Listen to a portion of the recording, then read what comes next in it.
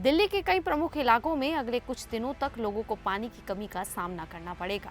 दिल्ली जल बोर्ड ने 8 मई को इसकी जानकारी देते हुए बताया कि वजीराबाद तालाब में यमुना नदी के पानी में अमोनिया की मात्रा निर्धारित सीमा से कहीं ज्यादा है, यानी कि 2.8 ppm से ज्यादा पाई गई है। इस जहरीले प्रदूषक के कारण वजीराबाद और चंद्रावल वाटर ट्रीटमेंट प्लांट में पानी का उत्पादन 40 से 50% तक प्रभावित हो गया है। बोर्ड ने स्पष्ट किया है कि स्थिति सुधरने तक इन दोनों प्लांटों से जुड़े इलाकों में पानी की आपूर्ति कम प्रेशर पर ही की जाएगी। दोनों प्लांट मिलकर दिल्ली के 31 से ज्यादा इलाकों को पानी की सप्लाई करते हैं, इसीलिए इन सभी क्षेत्रों के निवासियों को असुविधा का सामना करना पड़ेगा।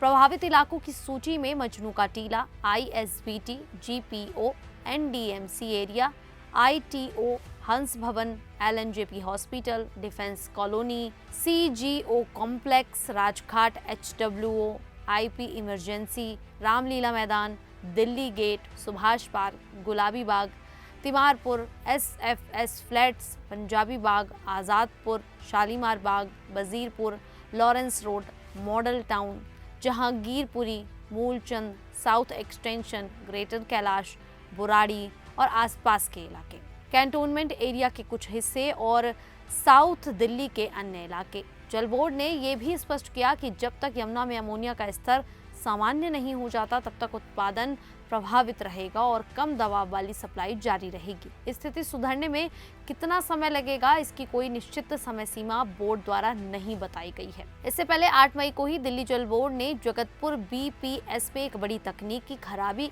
जानकारी दी थी। पंप हाउस के पूरी तरह बंद हो जाने से 8 मई को कई इलाकों में सुबह और शाम दोनों समय पानी की आपूर्ति प्रभावित रही।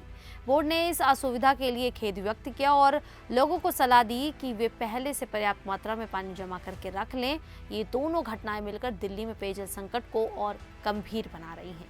दिल्ली में पेयजल उपलब्धता बढ़ाना एक बड़ी चुनौती बनी हुई है। शहर को प्रतिदिन 1250 मिलियन गैलन प्रतिदिन पेयजल की जरूरत है, जबकि उपलब्धता लगभग 1000 MGD ही है।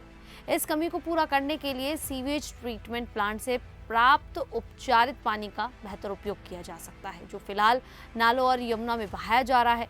दिल्ली में 37 STP से प्रतिदिन लगभग 650 MGD उपचारित पानी प्राप्त होता है। इसमें से मात्र 105 MGD का उपयोग पार्कों की सिंचाई और सड़कों के छिड़काव में हो पा रहा है, जबकि शेष पानी यानी कि बचा हुआ पानी पूरी तरह से बर्बाद कर दिया जा रहा है। दिल्ली सरकार ने इस समस्या के समाधान के लिए ठोस कदम उठाए हैं। STP के उपचारित पानी को गैस पेयजल कार्यों जैसे पार्कों और आवासीय परिसरों में पौधों की सिंचाई, निर्माण कार्य और अग्निशमन में उपयोग करने की योजना बनाई जा रही है। इसके लिए STP से पार्कों तक सप्लाई बिछाने के लिए 90 करोड़ रुपए स्वीकृत किए गए हैं। अग्निशमन विभाग के साथ भी इस पानी के उपयोग पर चर्चा चल रही है। 1 एकड़ से बड़े 74 पार्कों की पहचान की गई है और पाइपलाइन बिछाने के लिए टेंडर जारी कर दिए गए हैं। आवासीय कल्याण समितियों को टैंकर के माध्यम से कम दर पर उपचारित पानी उपलब्ध कराने की व्यवस्था की जा रही है।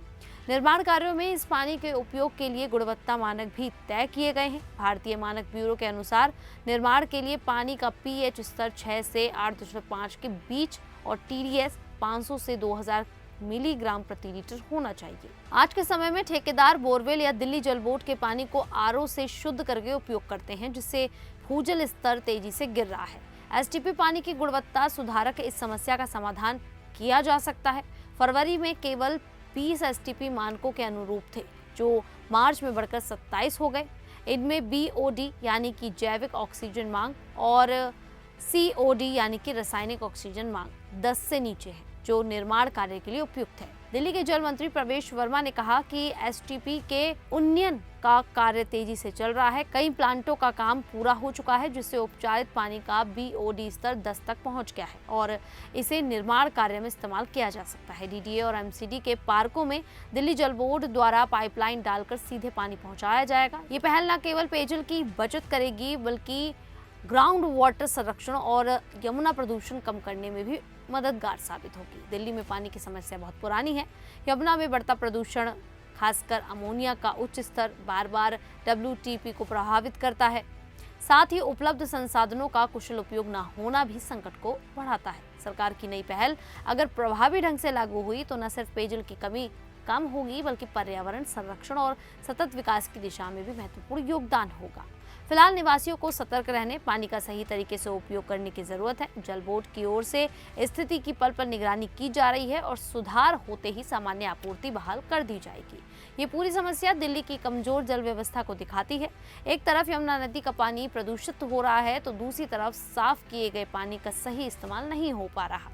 अगर एसटीपी यानी सीवेज ट्रीटमेंट प्लांट के पानी का ज़्यादा इस्तेमाल किया जाए तो रोजाना 200 से 300 mgd तक पानी बचाया जा सकता है। इस पानी का उपयोग निर्माण कार्य और दूसरे गैर पीने वाले कामों में किया जा सकता है। इस समस्या का स्थायी समाधान निकालने के लिए सरकार और दिल्ली जल बोर्ड को मिलकर काम करना होगा। इसके तहत यमुना की सफाई, एसटीपी की क्षमता बढ़ाना और पानी की पाइपलाइन व्यवस्था को मजबूत करना बेहद जरूरी है। खैर, अभी जिस तरह से कुछ इलाके प्रभावित रहेंगे जहां पर पानी नहीं आएगा या सप्लाई बहुत ज़्यादा कम रहेगी, तो उन सभी लोगों के लिए चेतावनी है कि आप पहले से ही पर्याप्त मात्रा में पानी अपने पास जमा करके रखें। फिलहाल अभी के लिए इतना ही।